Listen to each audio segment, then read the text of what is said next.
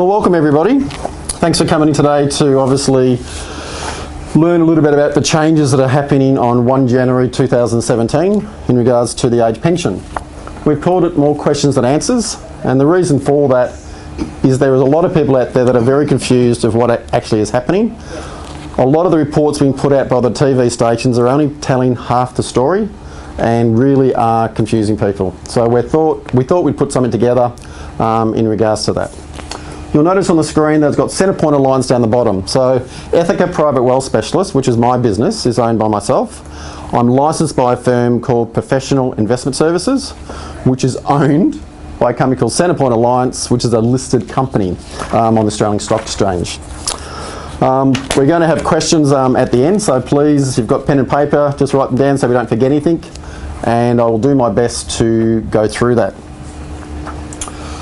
If you've ever been to any presentations before by financial planners, we put up a general advice, and the reason we do that, this is just general information we're given today, and what we're saying is before you act on anything, please get independent advice on yourself, because there are lots and lots of rules, and it is quite complicated, and what I'm going to attempt to do today is make that as simple as possible.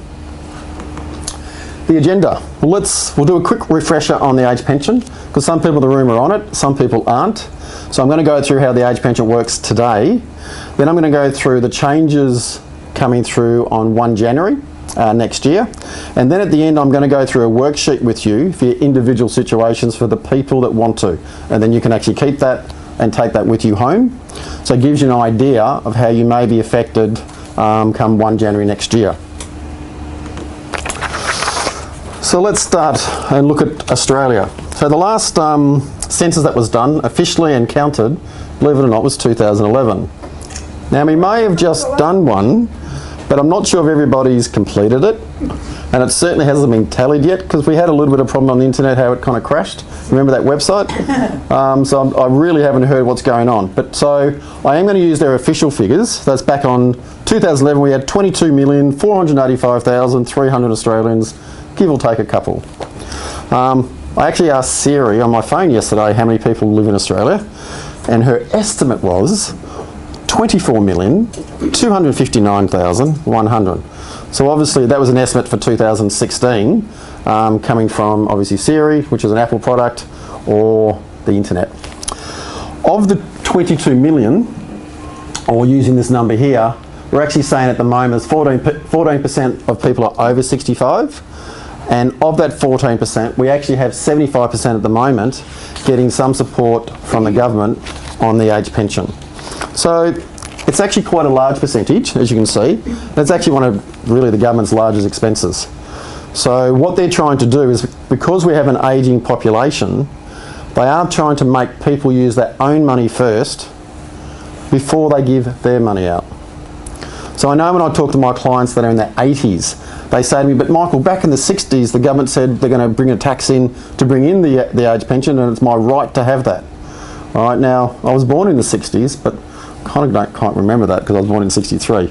But basically today that actually has changed, and what they're wanting people to do is look at the age pension as a support, all right, to retire on, not your only support. They want you to use your own funds first, in that sense.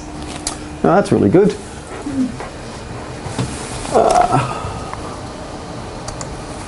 All right, let's hope that doesn't come up. If it does come up again, just let us know. Yep. All right. So what we might look at is how the actual people actually apply for it, and when they can apply for it, and how it's actually assessed for everybody. So there's what's called an asset test and an income test. So when you first apply for the age pension, they want to know all your assets, excluding your family home. So you could have a home worth $350,000, or you might have a house on Sydney Harbour worth $15 million.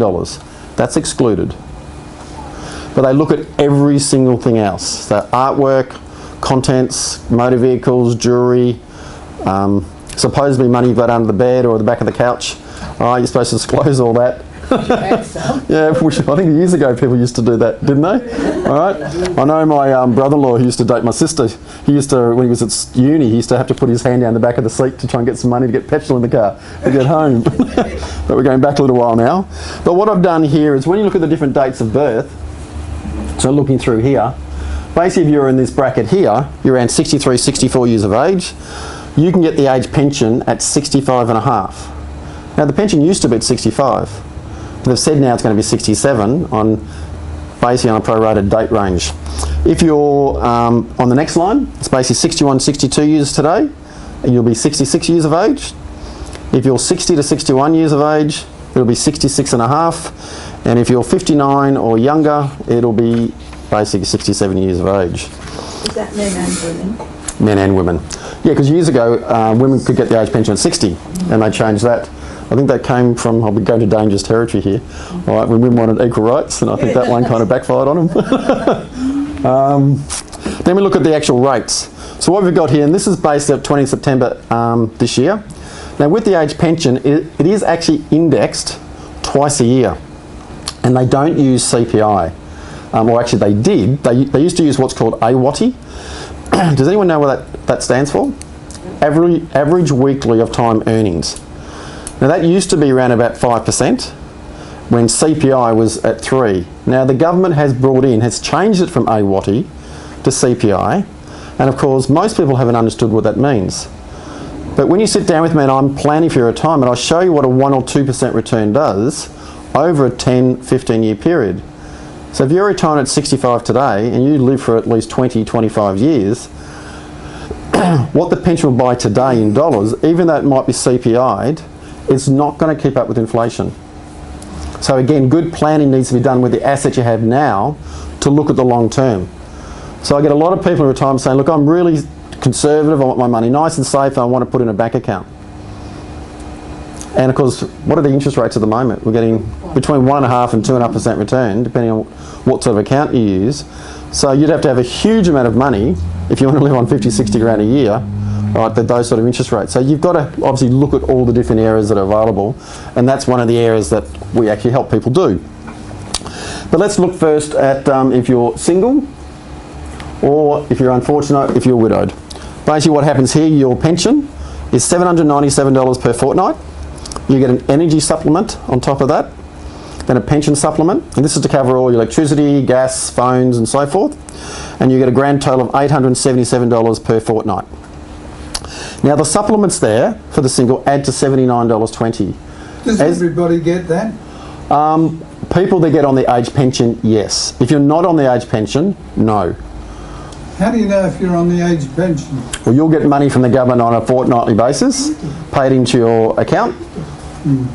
John, you've got that. I'm getting it. Yep, you do. So I'm going to really show this one in more detail because some people might only be getting, so it's really important with these new rules, even try and keep between $1 and $10 a fortnight pension. You think, well, what's the worth of that? If you can get that, even if it's a tiny pension, you get the other $79.20 if you're single. If you go to a couple, you said the basic rate is $1,203. Energy supplement is obviously higher, $21.20, and so is the pension supplement. Well, that comes to $119.40 for the supplements for a couple. So you may not be getting the full age pension. You may only get $10 a fortnight, but you'll get on top of that another $119. So good planning needs to be done for if you're close to the levels on the income test or asset test, to try and get even a minimal amount of age pension, because then you get the supplements automatically thrown on top. All right, so we'll look at a little bit of that today as well. So you can see a single gets just under the $23,000 mark, and a couple gets just over the $34,000, and that's the maximum pension. So, and that's assuming you don't have enough income coming through, or you don't have too many assets. Then we actually have, all right, where the government will work out for you or tells you what you're allowed to have. And they get help from this company here, ASFA, which stands for Association of Superannuation Funds of Australia. And they work out basically what a modest lifestyle is. And that basically, I call it living week to week, or living fortnight to fortnight. And most people just survive on that. I know my grandmother could save off it, and I don't know how she did it, but she managed to. But most people don't save off that if you just get in the age pension. If you're on a couple, okay, it goes up to basically $34,382, and again, that's still a modest lifestyle. Where you look at the actual, what they say from a comfortable point of view, For a single, you need around about 43,000, and for a couple around 59. Now I know myself, most people start work, say around the age of 20, work till age 65, so they're working for 45 years, right? And they're going to be retired normally for 25 to 30 years. I personally wouldn't want to be living on those figures. If I've worked hard all my life, I want to make sure I'm going to have a bit of fun. And most clients that are with me want to do the same thing. So again, we try and make sure that we can set up their investments to support the age pension, to give them that lifestyle they want. But for people that don't have funds behind them, then what we do is to try and plan it the best way we can.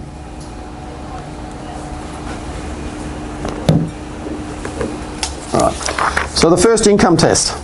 So a single, if they're retired, they're 65 years of age or older, they can earn up to $162 per fortnight, and they'll still get the maximum pension. They can actually earn up to $877 a fortnight and still receive part pension. So the cut-off point is actually $877.11. So if you earn $877.10, you get $1 a fortnight, plus all the supplements. All right, so there are a lot of people that are retired who are single, and a couple will do some work. Not necessarily because they have to, but they want to. I actually recommend people that retire, well, don't sit still and stay in the house because you'll be dead within 3 or 4 years. Get out and do stuff. Doesn't have to be earning money, but get out and enjoy the community and do things. And I know my mum does a lot of volunteer work, and so does my dad.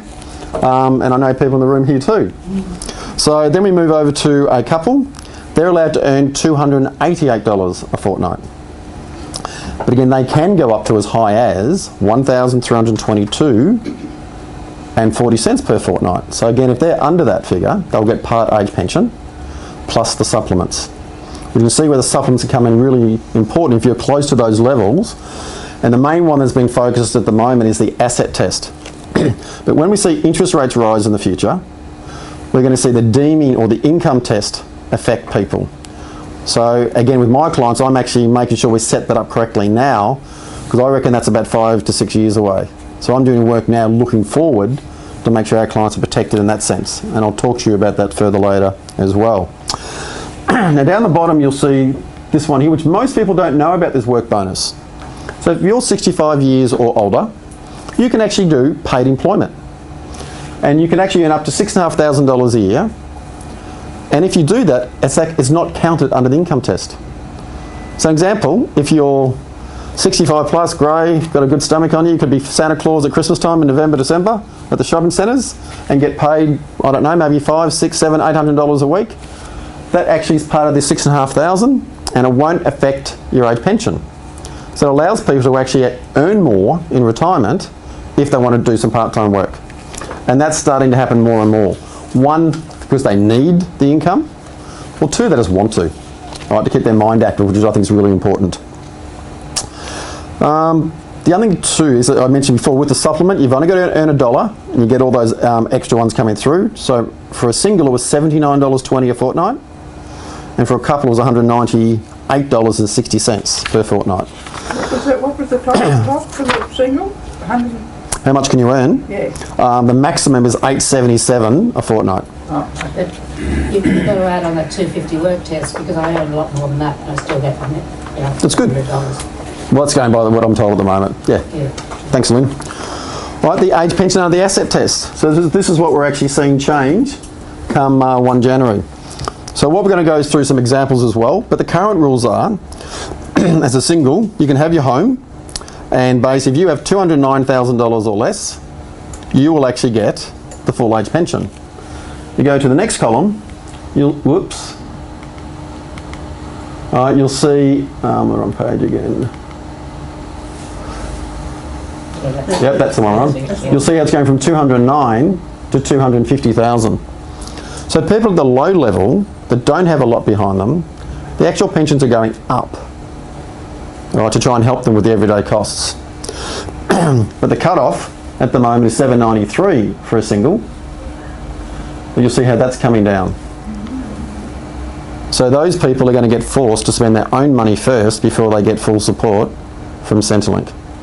And we're going to see more and more of this coming in the future. This won't be the last of it, I don't think. Then you go in for a look at a couple who's an owner, their threshold's 296, and then again, that's going up to 375, so people at the lower end as a couple. So some people that aren't getting the full pension now, because they might be over the 296, their pension will go up a little bit, because they've got that extra room between the two numbers. But people at the high end, so people that are pretty much nearly up to 1.2 million, are going to come back to 814,000. And that is going to affect a lot of people. I think the numbers are about 90,000 people are going to be affected by it. I'm quoting my own numbers in here, so we'll see if I remember them correctly. And you can obviously see the differences whether you're a single non-homeowner or a couple non-homeowner, because obviously their asset test basically say, look at a single homeowner, they basically can actually have a lot more. And the reason for it is a single person basically has got to pay all the rent as well. And sometimes they'll then go and buy their own homes later on in life. And it might be someone who sold a home, a large home, is renting for a while until they find the place they want, because they're downsizing. And that's quite popular as well. So there's special rules in that as well, which if people want to know that, I'll talk about that later. Winners and the losers. So basically, I did say 90,000, didn't I? It's 91,000. What you see on the bottom. Okay, so there's 50,000, a further 50,000 people now across Australia are actually going to receive the full age pension, compared to people earning the age pension now that are not getting the full pension. There's a further 120,000 that will see some increase. So they won't get the full pension, but they're still going to get an increase in their pension. There'll be about 235 that are going to get a reduction. 91,000 are going to lose it completely. All right, so even if they're only getting $100 a week now, or sorry, 100 a week, 100 a fortnight each, some people are going to lose that, and the balance of the people are pretty much going to stay where they are with all the people across Australia. So let's look at some examples. I'm still here. That's all right. Look, I'll just go and get. Sorry. That's all right. Dave, can you grab us a towel if you would mind? We've just got a glass of water has been knocked over. Thanks. So we'll go through an example. What we've got here is basically a couple owning a home, both on the age pension. We've got their home is exempt, so it's irrelevant no matter what the house is worth. Personal effects is basically contents that are in the home. We've got their motor vehicle, 20,000. The bank, they've got around $20,000. Could be one bank account, could be 5 bank accounts. They've got financial investments, so this could be managed funds, could be direct shares, it could be gold bullion, it could be coins, it could be stamps, whatever people have got in a value, whatever they may call investments. Then they have a super pension, which most people call an allocated pension, or the correct term today, or what Centrelink uses, an account-based pension. They keep changing the words just to confuse people, but most people still remember an allocated pension. But really all it is taking your superannuation, as I call it, turning the tap on and taking the income stream from it. Now you'll also see there that I've got grandfathered. Under superannuation, or allocated pension, if you had that set up before 1 January last year, so 1 January 2015, it wasn't counted under the income test or deeming. Any allocated pension that's been set up since then does come under the new rules. It will be then assessed under the income test as well. So for some people that I will see, I might say their allocated pension they're in now is not fantastic, all right, but I'm still going to recommend they stay there, because if I move it, even though my other products might be better, they're going to be affected under the income test, and it could really have an ill effect, and they could lose some age pension. So we always check that for people as well. But for simplicity here, which obviously you can see it's not, these here I'm going to keep the same on each example. So when we look at contents, they're looking at the second-hand value. So the average home in Australia today, their contents are worth about $80,000 to replace. But from a Centrelink point of view, that's probably worth somewhere between $5,000 and $10,000.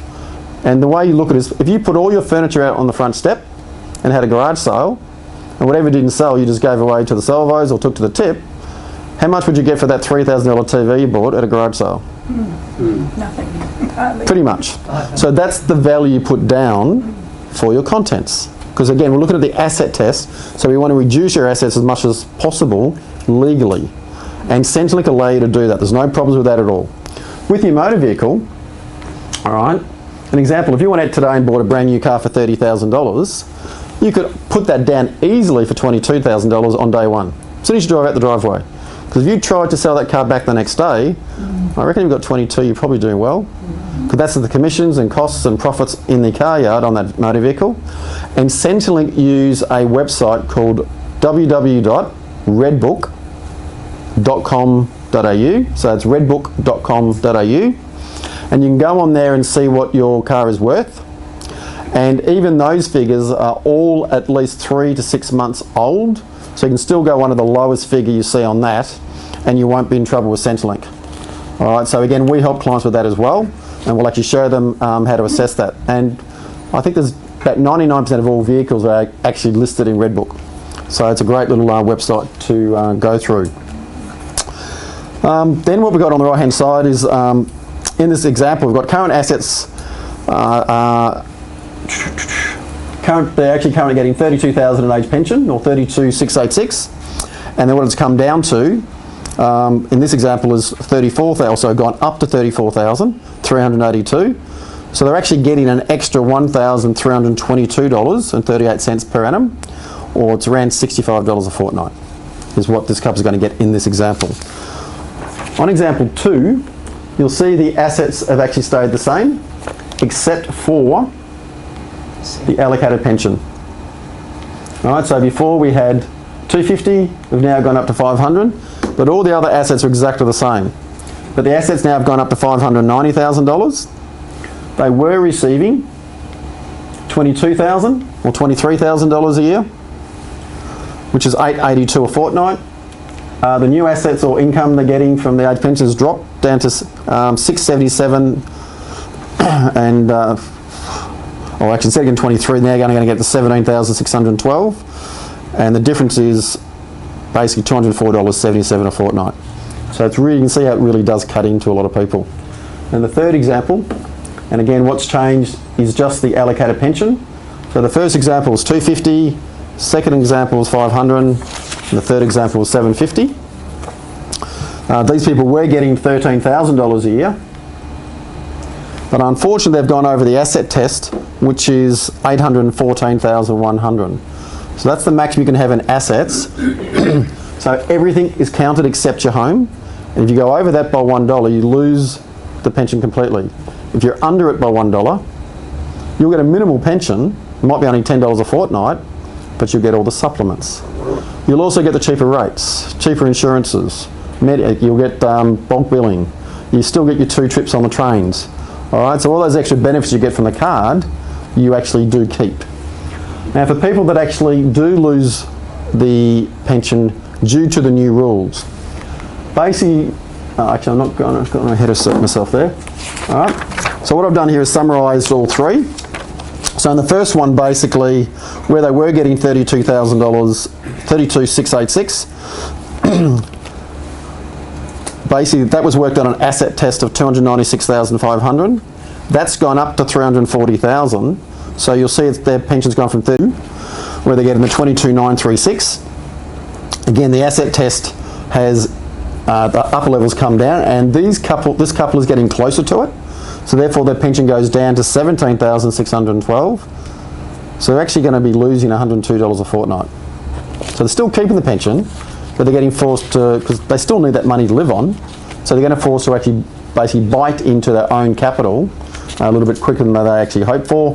And the third example is obviously someone that's gone over the asset test, which is the $814,100, and they lose that $13,000, or they lose $253.58 per fortnight on that side. Now, if you are in example 3, and I do have clients in this area, they are going to get automatically, you don't have to apply for it, you'll automatically be sent a Commonwealth Seniors Healthcare card. This is where you keep all the benefits that you currently got with your age pension card. So as I said, you get your cheaper rates, insurances and travel and so forth. But the good thing is, under the income test, which is not a problem today, but it could be in the future, or I believe it will be, you'll be exempt from that. So for the rest of your life, if you went and won lotto in 12 months' time and won $5 million, you'll never be assessed on an income test. It's a once-off. So, for example, for people that hypothetically lose, let's say you can't qualify for the age pension until the 3rd of January, so 2 days after these rules come in, bad luck. So it's only for people that are losing it on the 1st of January. So we're doing some work with some of our clients that are close, and I actually might make them lose their pension on purpose, all right, for a week, then get their pension back, and for the rest of their life, they never come under that income test. Is that with asset test as well as income? No, Okay. only the income test. Great question. All right, very good question. But it's just under the income test. But that will replace basically your pension card, and you'll still get all the other benefits that come through from that. So remember now, under the income test, a couple's allowed to earn $84,472 in income or deemed income. If you're single, it's $52,796. So as long as you earn less than that under income, or what they call deeming, then you will get to have this card as well. So what can you do to try and help yourself? Well, on the age pension, a lot of parents like to help their kids. And I won't want to use any certain nationalities, but there's certain nationalities that will want to help their kids more than others. So what the government did, they brought in a rule called gifting, whereby the maximum you're allowed to gift is $10,000 per year, or $30,000 over a 5-year period.